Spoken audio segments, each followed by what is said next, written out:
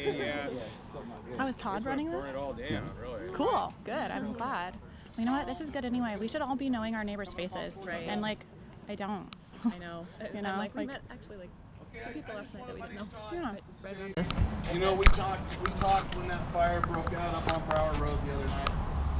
Vance! Hey, Vance Rogers, how are you? Come on over. We're not done conversing yet. We can hear you. Decided that we were going to do something, right? We put together a little neighborhood watch. I want to go like right up there, but We both live up there, as a lot of you do, surrounded by fir trees. We see what's going on all over the state, all over certain areas. When it was confirmed that it wasn't arson, and it was right up by Nick's house. In her driveway. Right now. Just about. So I mean, that's close. That's a quarter mile from my place, closer to Abe's place. We just thought we needed to do something, so we decided we were going to come down and sit at the ends of the roads and just, inform people. And that's really what happened yesterday. I mean, we didn't have any. A couple people were upset that we were stopping them. I mean, we weren't stopping them. We were there. They were upset we were there. 99.9% of everybody came up, rolled down the window, and asked us, what's going on?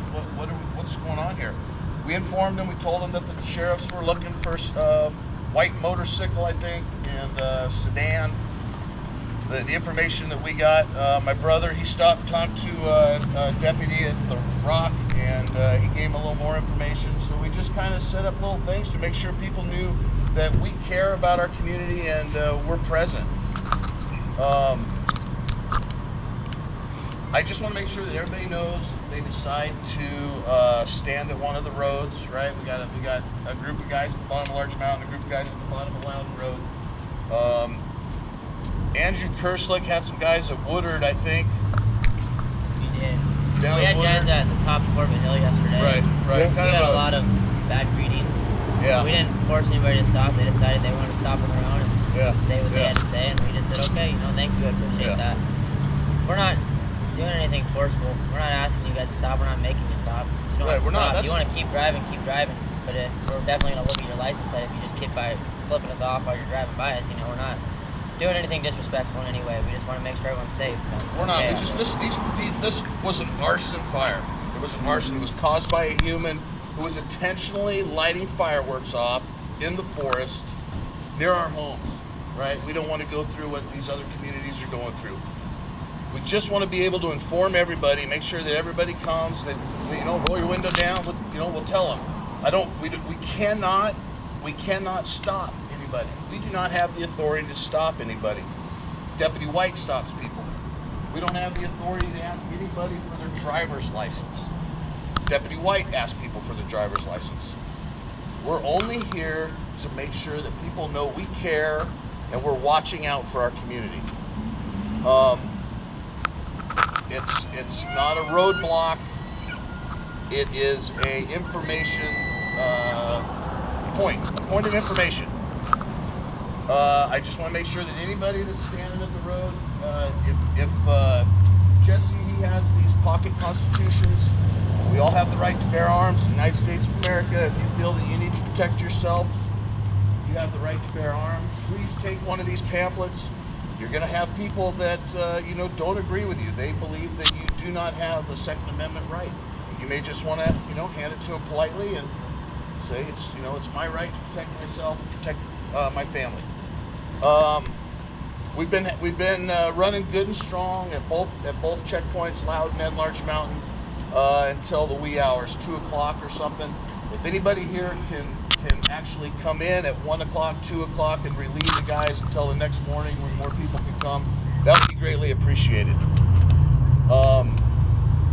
Todd brought down a portable small light tower, a little work light, and it helped out. It helped out quite a bit. We can't block the road. We have to stay off the road. We can have our hazards on. We can have our flashers on. Obviously, we can't have flares out. I don't know. You know, we've got a bunch of people. My brother drove around almost all last night. His brother-in-law Carrie they drove around all last night. They found suspicious vehicles. They found people doing weird stuff. They found people lighting off an explosive up Larch Mountain last night. What time was it, Carrie? Yeah, I don't even remember. Before 7. So Still daylight. At the 7 mile mark. It was At the a 7 mile mark. large explosion, one single explosion. yeah. The guy wouldn't tell me what he was scatterbrained. He wouldn't tell me what it was, I mean, what he Deputy was White, doing. we have the right to Acting ask that super person suspicious. what's going on. So we stayed there and made We're sure there was a concerned. We can fire. pull up to them and say, hey, is everything okay? Is there something going on? Or right? You can ask anybody in a public setting, right, what they're doing. They don't have to answer you. And Correct. if they don't want to answer you, then you don't take it any further than that, right? But Yep. absolutely, if they're in a public space on a public right of way, you can certainly stop and try and have a conversation with them.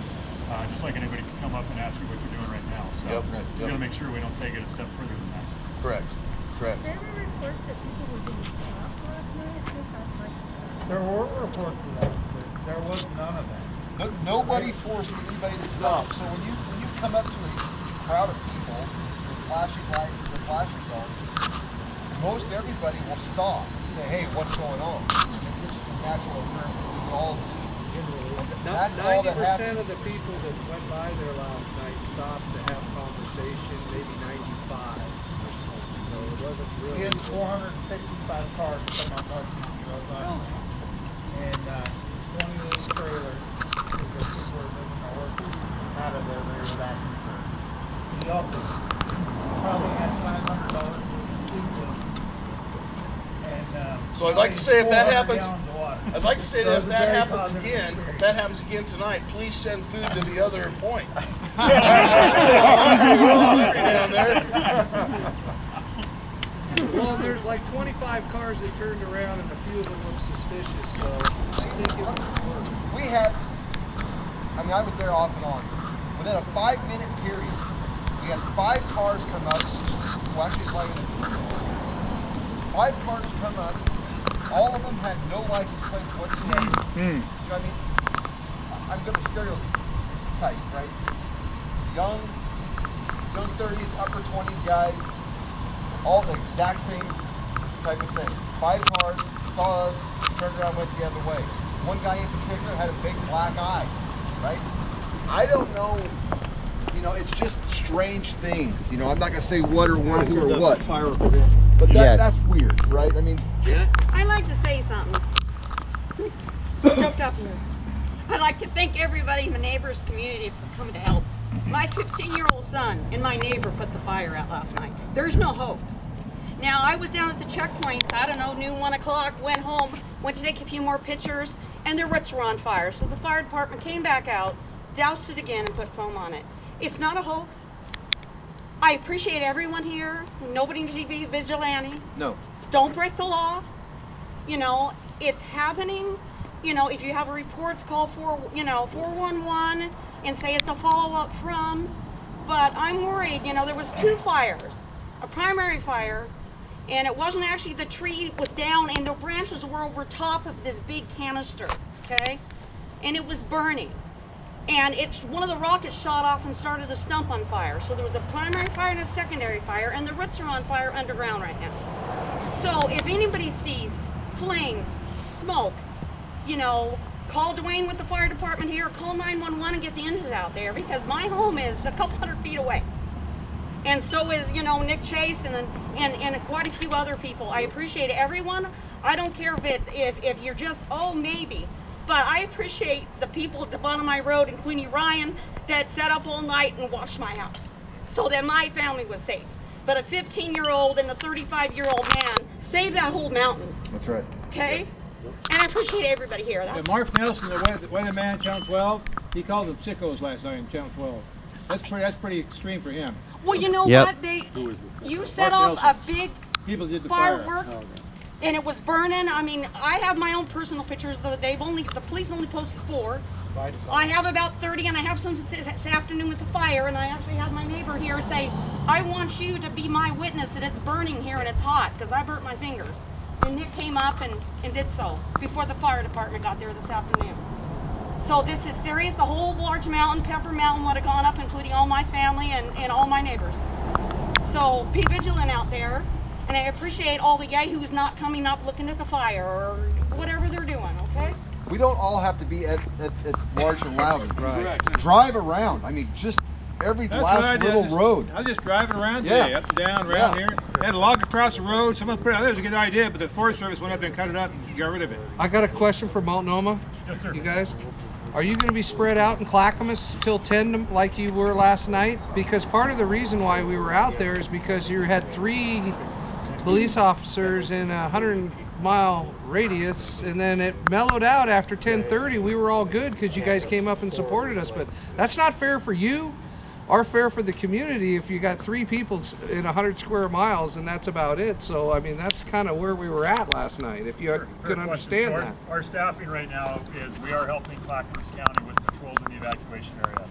The sheriffs in the state of Oregon support each other through mutual aid requests when they ask for extra resources. Which is understandable. Those were you that were here for Eagle Creek, remember when those of you that had to leave, right? You were in the level 3 evacuation area. Not only did we have Multnomah County deputies, we had sheriff's deputies from 4 different counties, Portland police officers, and Gresham police officers driving up large, checking homes and checking that area. So that's one of the reasons why we have deputies. Right now we're providing 4 deputies a day, so 2 on a 12-hour morning shift, 2 on a 12-hour evening shift, to Clackamas County to help them patrol those areas. We have additional deputies that are assigned right now through the weekend, and that likely will increase because I'm going to be talking to Sheriff Reese after this meeting today because he's very interested on the concerns and what's going on to help supplement patrol out here, right? I'm not going to talk about specifics for different reasons as far as what our normal staff is, but those of you who lived up here for a while have a pretty good idea of how few deputies really are up here on a regular basis, right? We do have more than what we normally have up here, and we do come and go to different locations all the way out to the Cascade Locks line, depending on where calls are at and what's going on. So there were deputies at different times up here for different reasons. I'll take a few more minutes, if I may, to talk about a few other things.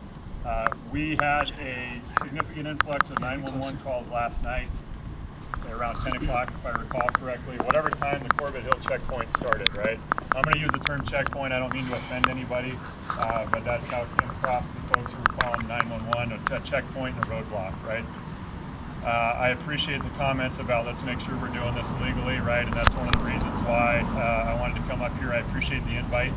Because this is how this works really well, right? We have a good relationship, I think the Sheriff's Office does, with Corbett and these other communities in the Gorge, because folks who live here want to be part of the solution and are willing to help us out. So we do sincerely appreciate the invite.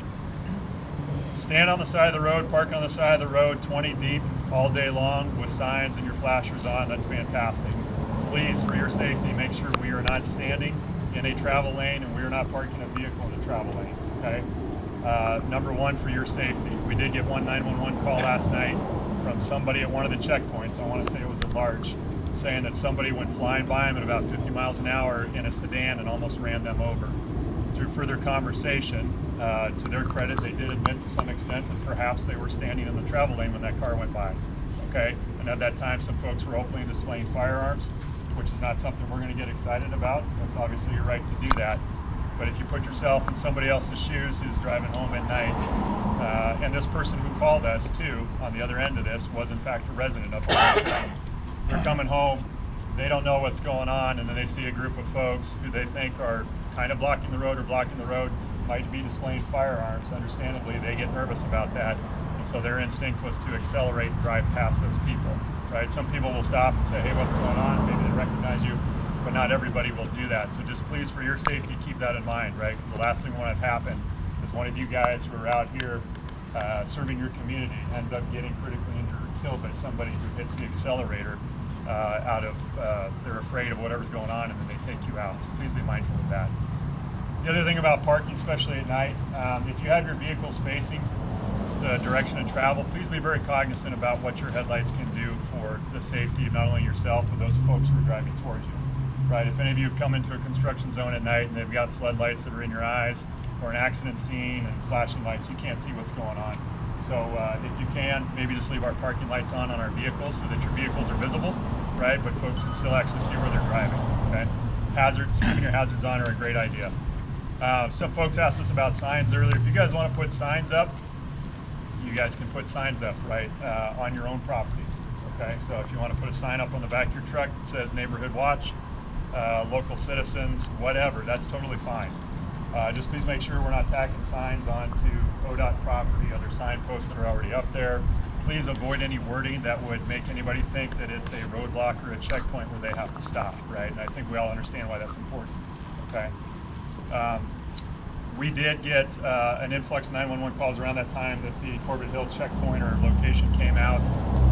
For as many folks that have told you that they support you, and we've talked to some of them too, and I'm sure it's the majority of folks up here, we have had people who are your neighbors who live up here who were either frightened by what they saw last night or a little bit concerned that perhaps there are folks doing things that they don't have the legal authority to do. Okay, so just be mindful of that as you move forward and you plan this. This organization like this is fantastic, right? This is, you have a better chance of being successful in getting your mission across and getting to the finish line when you're communicating with each other like this. This is great. So just be aware of that. High visibility garments at night are fantastic. I think we saw one person at the Larch Mountain location last night after dark who had a high visibility vest on, which is awesome. But please be mindful, if you're dressed in all black clothing or camo or something like that, and you do step out in the roadway for whatever reason, there's a good chance somebody's not going to see you. And again, we don't want you to get run over, okay? If you're displaying firearms, again, the interaction you should have from one of the sheriff's deputies is a professional interaction. 9 times out of 10, we're not going to jump out, put you at gunpoint and yell at you to get on the ground and put your firearms down, right? That's not the way we train, and we understand folks that live in areas like this exercise their rights to own and display firearms. If you do get an interaction like that from a deputy sheriff, where they're asking you to put your firearm down or to manipulate your firearm in a certain way, they're doing that because they're trying to make the situation safe for themselves. You may not agree with that, whatever they're telling you. We can have a conversation about that after the fact, but please do not make things more dangerous by challenging them and start to handle your firearm at all, because that's where really bad things happen. It very rarely happens in this community, in my experience, but that's always something I like to throw out there. Okay, so please just be mindful of that. Other things you can do, I saw a gentleman earlier today taking pictures of cars going up Larch Mountain. Totally legal, right? This is a public roadway. In any public space at any time, you can take photos of people and cars all you want, okay? It's a great way to make folks know that they're being watched without actually standing in the middle of the road and making people feel like they have to stop, right? And then if we need help later, because we're trying to track down a car, you guys are a great resource as far as photographs of cars and even license plates, right? If people want to sit there and write license plates down as cars go by, obviously that's fine too. When people are in a public space, you can go ahead and watch and record and do whatever they are doing, right? If they go onto a private property, we need to make sure we stop at the edge of that private property if we don't follow them, right? So just so we're clear on that. If you do see suspicious vehicles or anything else that's going on, and the suggestion about, people driving around, that's an excellent idea. Drive around and you see different things going on. Yes, ma'am. Could you clarify what your interpretation of a suspicious vehicle is? Sure, good question. So I tell folks that a suspicious vehicle is something that looks out of place to you, right? You guys know your neighborhood. Oftentimes you know what your neighbors drive and kind of what their habits are and where they go. So if you see a vehicle, like a vehicle where license plates are missing, it could be a new car that was purchased and the temporary registration's in the back window and you just can't see it because it's dark. Or it could be somebody that intentionally removed their license plates because they're up to no good. So anything that seems out of place to you, if your gut's telling you this is kind of weird, then listen to your gut. 9 times out of 10, you guys are right. So you see a suspicious vehicle, you can take a picture of it, you can get a license plate and vehicle information where it's at. Please call in and let us know. We do take that information down and a call gets created at the dispatch center each time you call. And the deputies will come out and look for those cars as soon as they're done with whatever they're doing. We do have those extra deputies driving around, like I said, through the weekend. And that's one of those things we're doing. If people call in and says there's a car parked down by the Bridalveil post office, it seems suspicious, right? The deputies will go down and check that out and call 911. Call the non-emergency dispatch number for something that's not a life-threatening incident, right? And that's 503-823-3333. So it's 823-3333. Yes, sir. I got a question for you. Yep. Can we get a more direct line to you? That non-emergency line is backed up. it wasn't working last night. Right. It is backed up. They oftentimes get call volumes that exceed what the system can handle. We generally don't give out direct phone numbers for the simple reason that hours and shifts change for the deputies. And so if you guys are calling somebody at 2 o'clock in the morning and that deputy was supposed to work but they're not, they're at home sleeping, that sort of thing, that phone just continues ringing. So I know it's frustrating. I would say try non-emergency. Those calls do get backed up faster because they prioritize the 911 calls. If you can't get an answer on non-emergency, go ahead and try 911, right? But we try and limit 911 calls, obviously, for something that's an immediate life safety issue. Yes, ma'am. If we have an update from yesterday afternoon's fire, the fireworks, Yes. what do I do with that information? Because the hunters in the woods came by and they have the description of the motorcycle.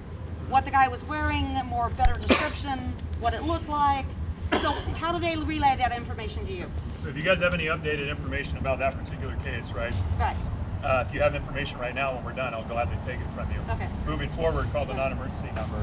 Let the dispatcher know this is related to the fire on Brower Road yesterday, right? And then that'll cue in the deputy to what you're talking about, right? So they're in the right frame of mind when they call. Thank you. Somebody else had a question? Yes, sir. The only people I know that have fireworks is Antifa, those sons of bitches downtown. Isn't that a good possibility that's one of them up there that did that?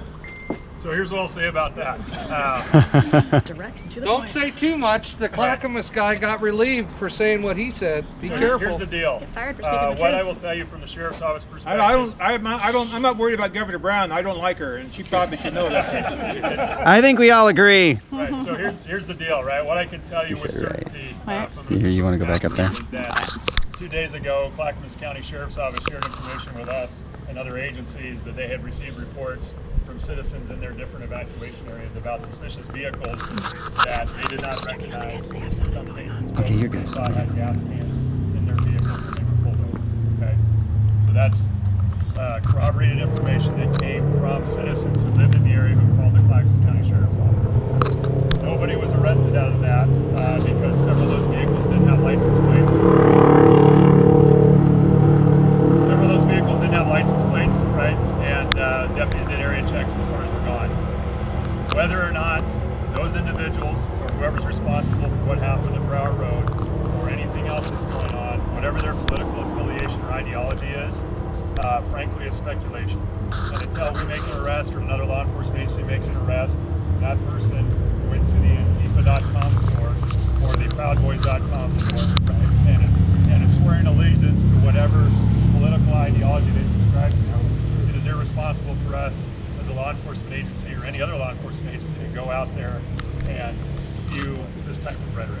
So that's why I'm not going to say it's Antifa related. I'm not going to say it's Proud Boys or Patriot Prayer or anybody like Well, that. hey, sir, it was on Antifa's own webpage. What's that? And that's for everybody's own interpretation, right? We did Carl and I last night, we've got a little less than 24 hours, and how we were interacting was waving. And I would say we probably agreed 99% or greater were a lot of positive. Just waving and keeping it. There was a couple people that wanted to elicit a response with political. We didn't go there. We just said we're against fire. That's all we said. They tried to elicit a response. Some of them are local, some of them weren't. Yeah. Very small percentile. Most people, again, this is just a point of view of less than 24 hours of not knowing a quarter of my community since I've moved here. I probably had 99% of the people were very thankful and happy knowing that you guys are stretched thin. No political, no as far as displaying of firearms. Nobody even got into that.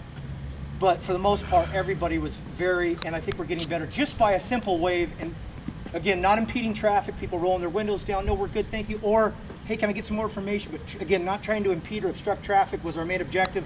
And that's just my personal observation at less than 24 hours. And I'll add to that, and that's a valid point, and I appreciate you bringing that up. So I was working last night until midnight, and I've been on since 9 o'clock this morning. And from what I've seen firsthand of folks who are out here at the different locations, plus talking to the other deputies, we kind of went from 0 to 60 last night, right, on both sides. As far as folks showing up, openly carry long guns, some people calling in saying, hey, this is a checkpoint, folks are armed, this is our militia, it's out of control, do something, right?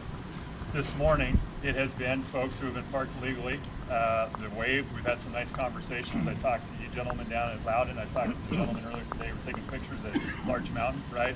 Positive interactions. Everybody has the same goal, right? Keep the community safe and let folks know who shouldn't be up here that they're being watched, right? And so I applaud everybody for understanding the big picture and how we do this, right? We both have the same mission. And so how you come across to others, be mindful of that, right, can go a long way. And we had probably 10 to 15 911 calls last night of folks who were concerned, at least half of them that I'm aware of, were residents that lived in the area, were a little bit freaked out, frankly. But again, that's a small portion of the people who live out here, right? So I would agree with your assessment. And my experience, a large portion of the people appreciate what you guys are doing. We just have to balance it and kind of walk that line finally. Yes, sir. Is the Multnomah County Sheriff Department in communication with Clackamas County Sheriff Department about last night's arrest of Sammy Scott Hyatt and Ignat Shitkin, who were arrested on arson, possession of methamphetamine, and possession of a felon in possession of firearm and body odor? Nothing I'm aware of. Okay. Sir, do you have a question? Yeah, just a comment. I'm a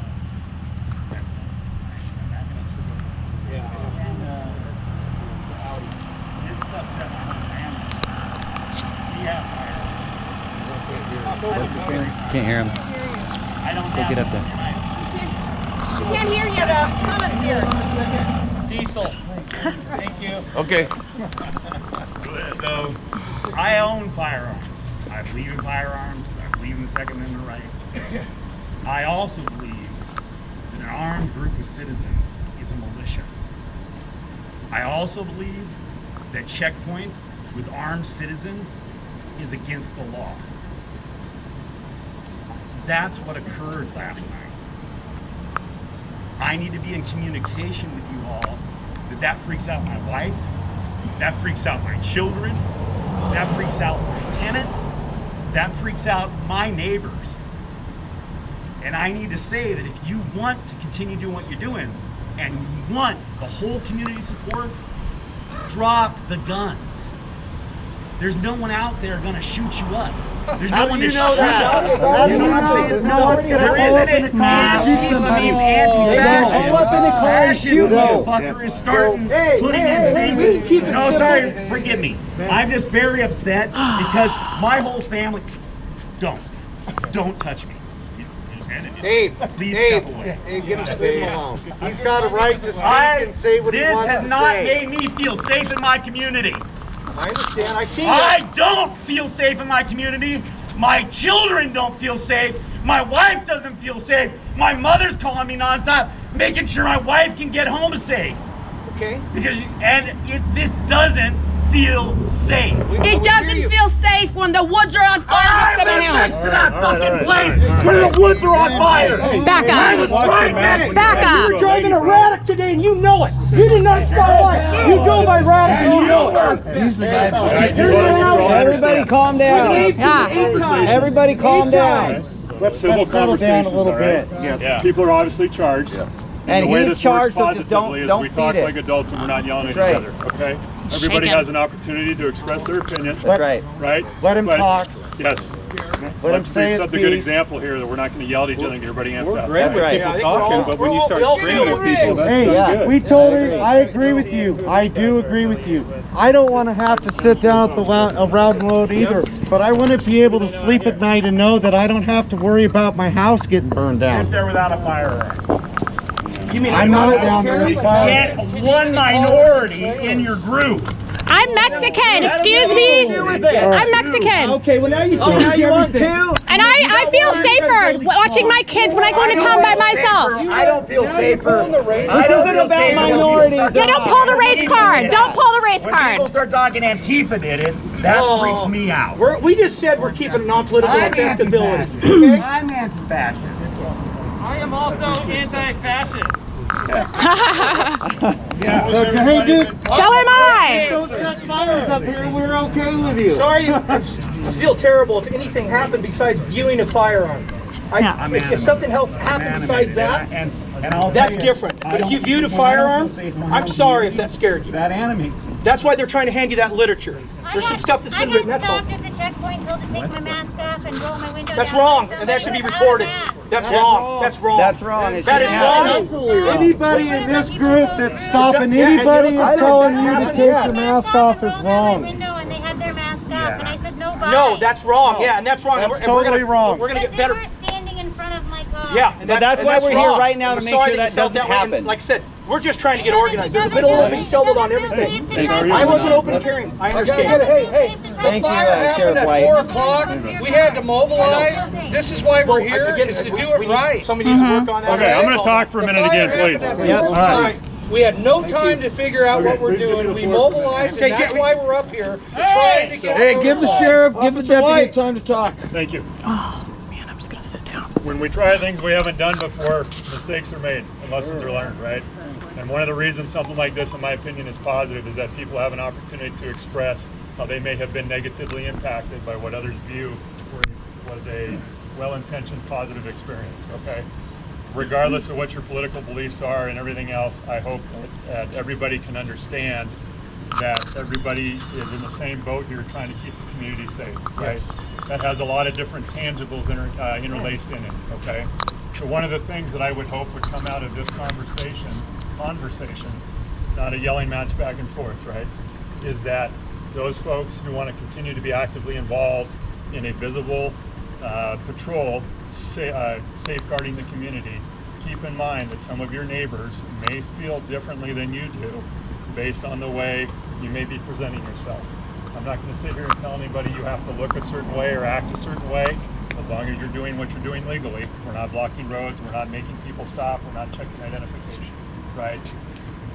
One of the things that I've enjoyed about this community in the 17 years I've worked out here versus other places I've worked, other places I do work, is that by and large, even though folks might not always be on the same page with each other, they tend to listen to each other at least a little bit and try and see where the other person's coming from. That's been my experience out here in this community. I hope it's been yours, maybe it hasn't. But I would hope that that kind of mindset that Corbett seems to have as far as working together as one community is something that you guys remember as you move forward, figuring out what makes sense to you, okay? And please be respectful too if folks do come and express their opinion in an appropriate manner, and just listen to them, right? It doesn't mean you're necessarily going to change what you're doing to an extent, but please be respectful of that and at least hear them out, right? Because that's how we make change. And right now, there's not a whole lot of people listening to each other. I think we all agree to that. Yeah, but. Hey everybody, I'm not here in official capacity. My name's Clay Can you Corbett. speak louder, sir? Yeah, sorry. Pull your mask for a second. No, you can't do that. So my name's Clay Corbett. I was born about 2 miles that way. Been in Corbett for a while. My family moved from North Dakota in 1941.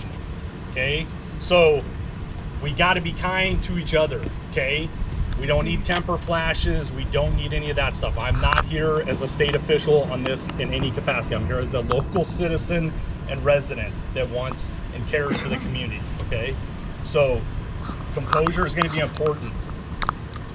Brian already said, Officer White already said, for your safety and ours, okay? That's collective safety, right? So we need to be respectful of each other and folks coming out here.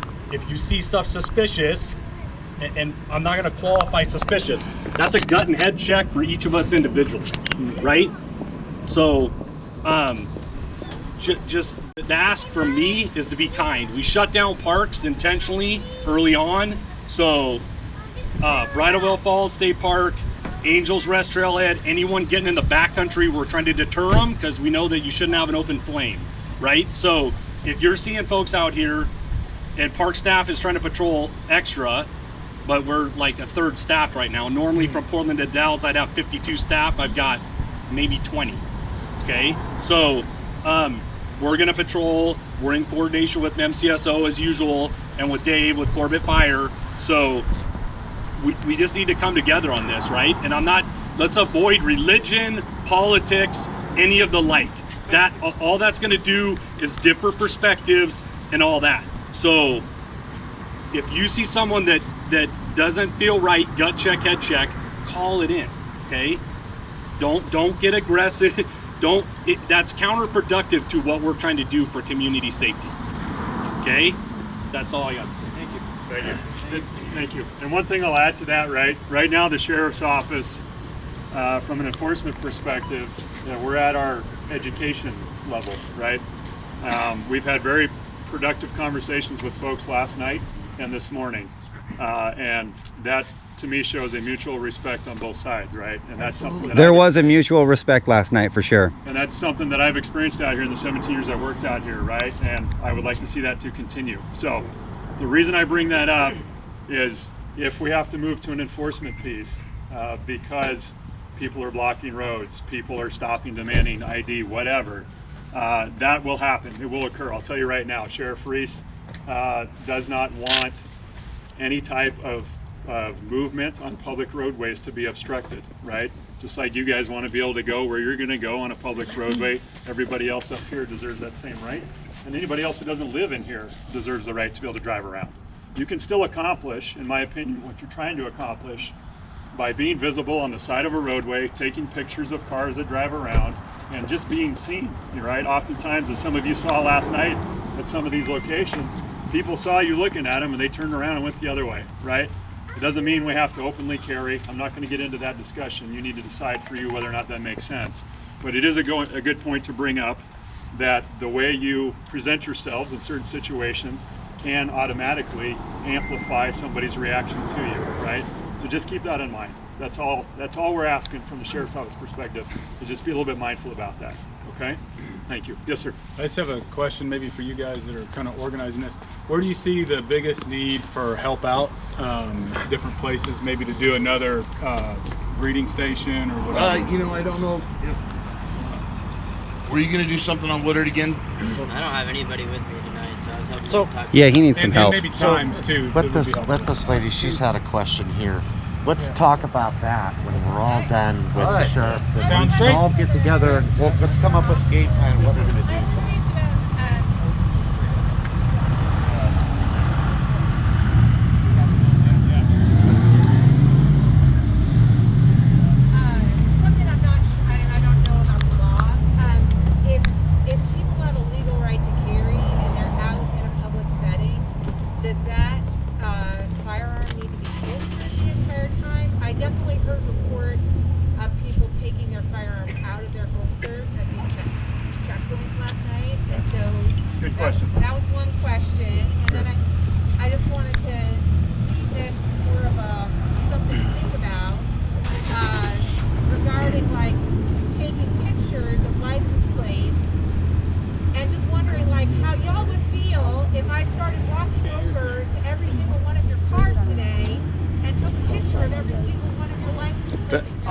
Cancel culture, is that what you're talking about? That's cancel culture, yeah. Midnight. I did not see any patrons pull their weapon. I was at Loudon all night. It never happened at Loudon. People will have long rifles slung over their shoulders, but that's it. Do you know where it did happen? Yeah, are you bringing it up for just case of argument, or are you bringing it up that you witnessed it? I stayed in because of the air quality yesterday. but Okay, fair enough. Thanks. I was given a first-hand report about an incident at the Loudon checkpoint. Okay. So I'll answer the question. Thank you for bringing it up. Yep. Right. So if we have our firearms out in a public area, right? Number one, we can't be felons. Yep. I think everybody understands Yep. that. Hopefully you do, right? Yeah. You laugh, but you'd be surprised. So let's check that box first, right? Next, if you are openly displaying a firearm and you choose to unholster your pistol, right, or you manipulate your long gun, from just a hanging position, it's not illegal by itself, right, to do that. However, the menacing laws, especially menacing with a firearm, harassment, anything like that in Oregon, that threshold is relatively low. And what I mean by that is somebody drives up to wherever you're hanging out tonight, and for whatever reason, you draw your handgun out of its holster, and maybe you're just pointing it at the ground, you manipulate your long gun that's in a That's sling. menacing, That yep. person feels like they're threatened and they call us, you might be you might potentially get charged with a crime in the state of Oregon for menacing somebody. Deputy White, is it enough for somebody that may not agree with how we are doing to call you and say, hey, I just got home and they brandished their firearms at us as we drove by. So if somebody calls us and makes that claim, we are going to look into it, right? We still have to have a certain level of evidence to go and charge somebody, right? So I'm not saying that just because somebody calls me, they can be triggered. Hey, you pull out this gun and they thought you were pointing it out and we're going to come over and arrest you, right? There's more that goes into that. But my point is this, again, it's perception and how you present yourself, and how some folks are going to get elevated right away just by the mere fact that you're openly displaying a firearm. Okay, so just keep that in mind.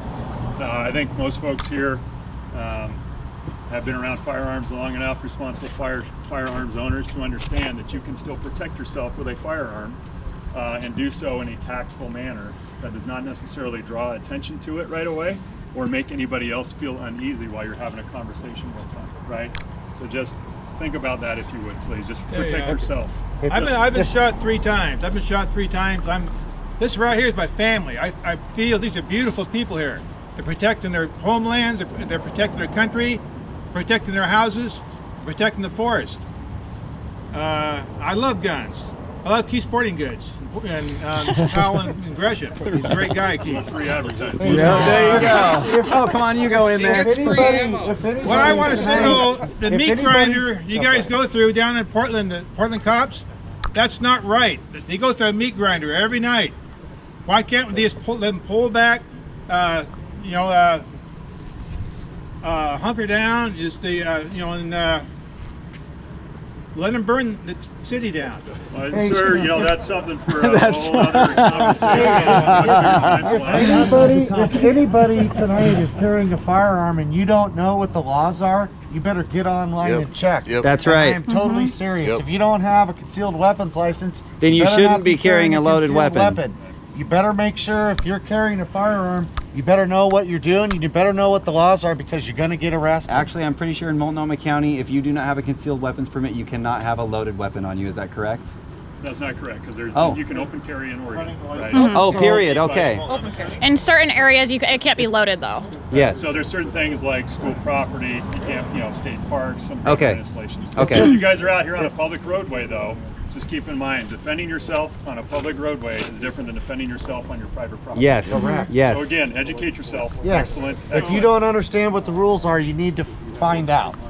Because we're not here to tell you what the rules are. That's your responsibility. Loaded weapon in your vehicle versus having your weapon, bullets, and magazine in separate locking compartments when you're traveling?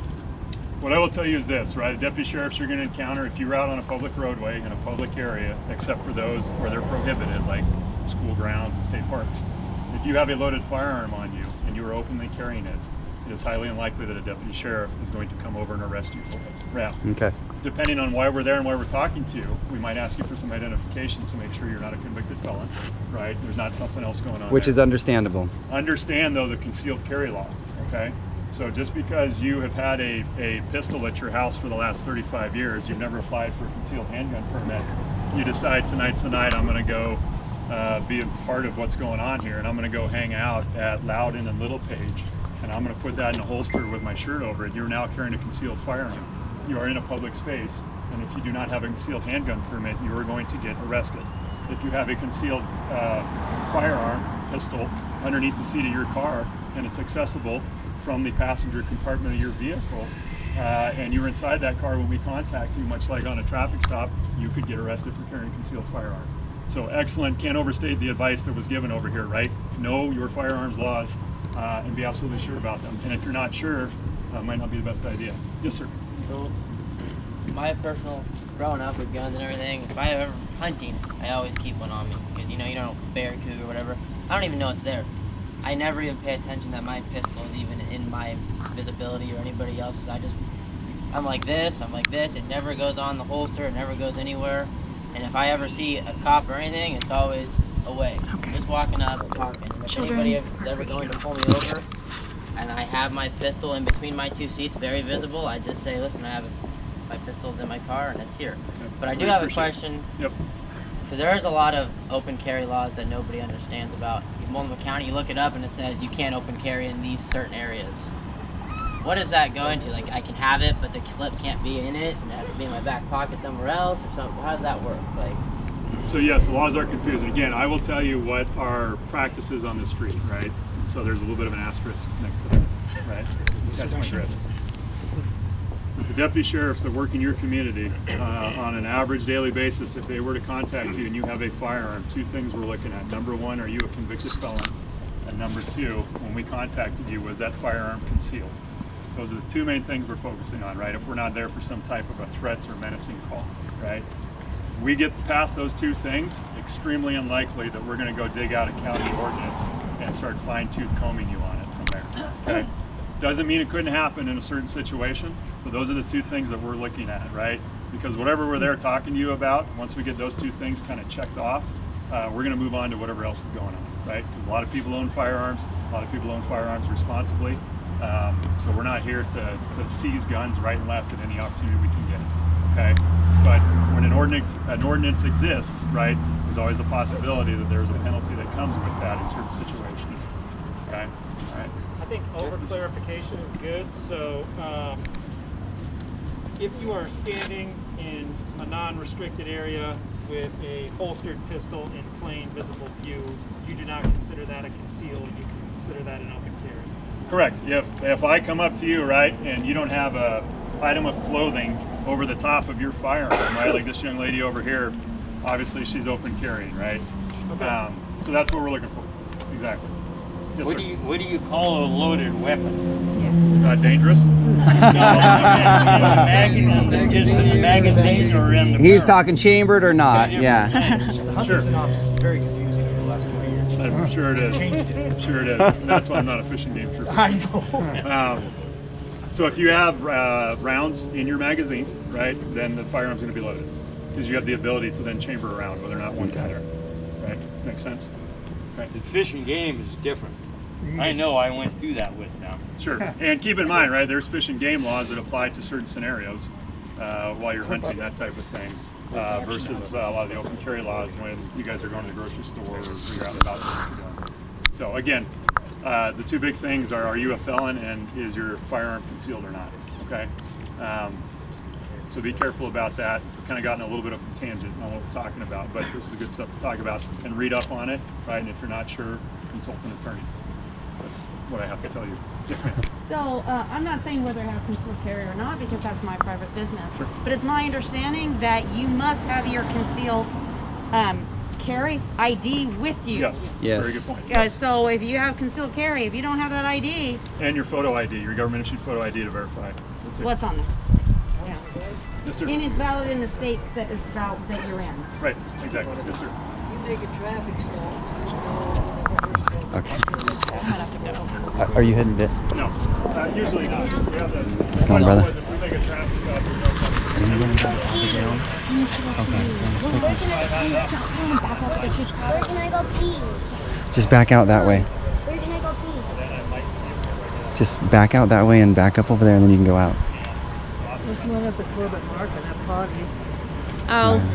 It's a little bit Just, aren't you going to Abigail's anyway? Yeah, can you hold it? This is going to go on for a long time. Can you hold it? I know, I want to get more. Thank you. I'll videotape He has it. to go like right now. Go take him then. Go to the store. Awesome, yeah, please. So I'd like to get this all wrapped up. I just want to thank everybody for coming and thank everybody for their questions to Deputy White. It was very, very educational for everybody. I wanted to say that if you would like to help tonight at either of the 2 locations, or in the future, or help just driving around, keeping your eyes open.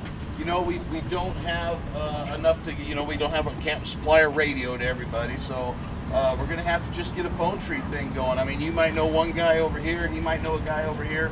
We'll stay in communication with each other. I'm sure the deputies will be driving around, checking with us sporadically through the evening. But if you would, and like I said, we're practicing everything that was talked about here tonight. We're not here to scare the other people in our community. We're not here to intimidate anybody. We're not here to stop anybody. We're not here to question anybody. We're here to let people that are not supposed to be here know that we're here and we're watching. Hey, I like that. Hey, Try to meet our neighbors. A little arcaded, but face to face. Our neighbors. So before we close, before we're all out of here, I'm Dave Flood, the fire chief up here. I want to let you know a few things about. I want to talk about fire stuff. First of all, we're doing patrols throughout the evening, sometimes during the day. All of us, we've got 32 volunteers, are essentially on patrol at all times. As you all are now, please watch very carefully. It's hard in the smoky air to exactly see if anything's on fire. The good news about this, though, is this is good fire weather. Fires, you can start them, but they won't move quickly in this sort of weather. So this is different. We went from suddenly the worst fire weather we could have 2 days ago to almost the best. The fire is going to be very lazy in this. But I want to remind everyone we all love Corbett. That's the one thing we've all got in common. I've got it in common. Ben's got it in common. Sergeant White has it in common. Leroy, we all love Corbett. So I mean, we got that holding us together. But if we find a fire, please put it out. But please do not try and disturb the origin of that fire, where that device is, if you can, if possible. It's not the end of the world if you knock it over accidentally, have to move it, feel like you have to move it. But if you can leave it there, even if it's burning a little bit and smoldering, try and leave it where it sits and is in its natural state, in the state you found it as possible. That's going to help investigators. So I have asked ATF to assist in the investigation of this. It's very serious for me when someone comes up here to do that. I don't know whether they'll call me back or not. We'll find out. But we're here. We are ready to pounce on any of these things at a moment's notice. We are manned. You're manning pretty well all the time. Not every second, but we can get rigs out of here in 4 minutes. I mean, we're out the door quickly. Yeah, unfortunately we cannot staff 24/7 with volunteers. We can't ask our people to be up here continuously. We don't even have a couch in there, you know. I mean, we're yeah. So I mean, this is not a career fire station where we've got some cushioned chairs, you know, the folding chairs. So this is, you know, we're not that sort of fire. But eat pancakes all day and want to sleep. Yeah, exactly. So anyway, but thanks for coming today, and I appreciate everyone being respectful to each other. Dave, I want to follow because I is one of those people he's talking about. Okay? As a volunteer firefighter, we are trained to respond as a first responder, not react. Okay? Every Monday night, except for certain nights, we have drill, and we're continually trained over and over and over. And we go over this stuff over and over. I'm not saying any civilian group is not trained, but when it's thrown together, as Todd's saying, as everybody's saying, you get all kinds of narrative. What can we do, what we can't, all this stuff back and forth. I'm still a newbie, okay? Someone who has a career in it. What we did this week became a well-oiled machine at an unmanned department. To be proactive, but again, to respond, not react. Okay? And I'm not in the community as long as Leroy, okay? I'm not as new as other people like Kevin and Hope. So somewhere in between. But just, I'm begging you, respond. That's what the first responders, okay, are there for. And yeah, I look like a civilian, but when I put on the other gear, it's a whole different game for me. Then I actually act responsible. Check my verbiage too. Okay, I can't act like a 1986 Corbett graduate, right, Todd? Exactly. You can't do that. That's it. You just told them how old we are. If they want to talk to you, if you want to separate, you can Yeah, anybody that wants to help tonight at either of the two locations, or even just driving. Did you have something, Dave? Is there a number we call if we see a fire? 911. 911. Yep. But not a local number. Hey, Todd. No. Okay. Go ahead, Sean. So, just, kind of going with what you're saying. You know, fire I'm not very good at this. Yeah, no, you're good. Running around. You know, we have a lot of our own firefighters as well that are, you know, trying to separate. They're out cruising around. They're looking at stuff. They're checking on stuff. You know, the fire out names. You know, that was a lot of the good old boys names that found that, went out there, took care of it. So I think everybody would love this perfect world of crickets and no cars driving around, but that's not really possible. You know, there's going to be people driving around. It's going to be you, me, him, and other people too. And we saw that last night. You know, you got to remember, there's all kinds of people out here that might have, you know, there's an Airbnb across the street from me. Okay, those folks are in a rental car with out-of-state plates. Nice folks. You know, we told them what was going on with everything, so they kind of had a heads up. But just keep that in mind. Like you say, everybody has a different. You know, there might be. You know, my relatives came out here and stayed with us for a few days till I got evacuated out of Estacada. There's people bringing horses, animals, belongings. You know it. So and we realize it's not illegal to wave. Everybody if somebody gets doesn't that. wave, they don't wave. And we found it last night too. Those folks that were Not moving the very many, horses, man, they were like, "This is amazing. This is awesome," because you know they're already going through all kinds of crazy crap, and you know they're like, "It's amazing that the community's out here keeping stuff in check." So just keep a level head, and think about, you know, like you say, the young folks that may not, you know how to react to that, or it might be something that looks out of place. But like you say, write down the license plate number. You know, do whatever you need to do.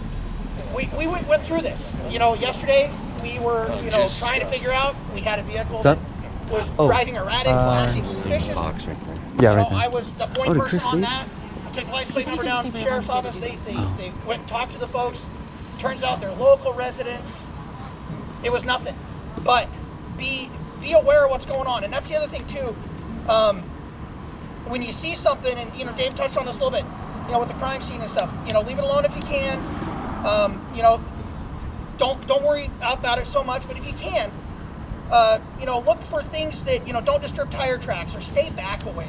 You know, those are all key things that the sheriff's office is going to use for, you know, putting together a case and, you know, trying to catch whoever's doing it. And I don't care who's doing it. They need to be caught. Those are all things that'll help that. Try to keep a level head about things, and, you know, be paying attention to what's going on. You know, these people aren't too obvious. You know, I mean, they're in a remote area. So remember those odd cars, remember those things, and if you can, anything you can do, you know, if you hear a car speeding away, did it sound like a Honda? Did it sound like a pickup?